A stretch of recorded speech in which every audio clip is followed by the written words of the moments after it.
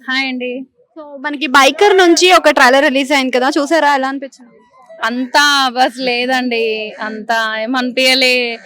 ఏముంది, రైడింగే ఉంది అందులో. బైక్ రైడింగ్, లాస్ట్ కప్పు కొడతాడు శర్వానంద్.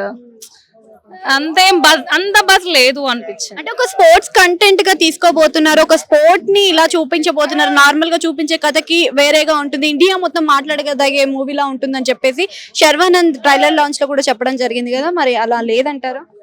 అంటే నేను చూసింది జస్ట్ 5 minutes ట్రైలర్ కాబట్టి నాకు అంతేం అనిపించలేదు. బట్ మూవీ చూసినాక నా ఒపీనియన్ చేంజ్ అవుతుందేమో, చెప్పలేం.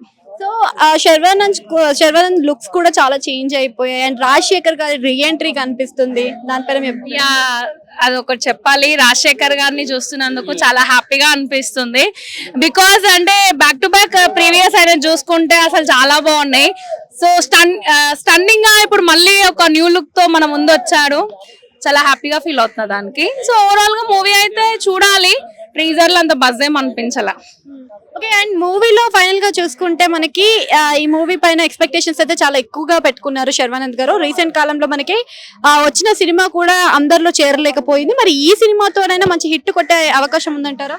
యా, మేబీ ఉండొచ్చు అండి. ఎందుకంటే ఎక్స్పెక్టేషన్స్ అనేది ఎవరైనా పెట్టుకోగలుగుతాం. But end of the day movie చూసి ఫ్యాన్సే కదా డిసైడ్ చేయాల్సింది. సో అది ఏదైనా సరే తను తీసుకునే విధంగా ఉండాలి, కాన్ఫిడెంట్ ఉండాలి, బట్ ఓవర్ కాన్ఫిడెంట్ ఉండొద్దు. సో బాగానే ఉండొచ్చు, బట్ నాకు అంత అనిపించలేదు ట్రీజర్ చూసి. మేబీ మూవీ చూసి నా ఒపీనియన్ చేంజ్ అవుతుందేమో.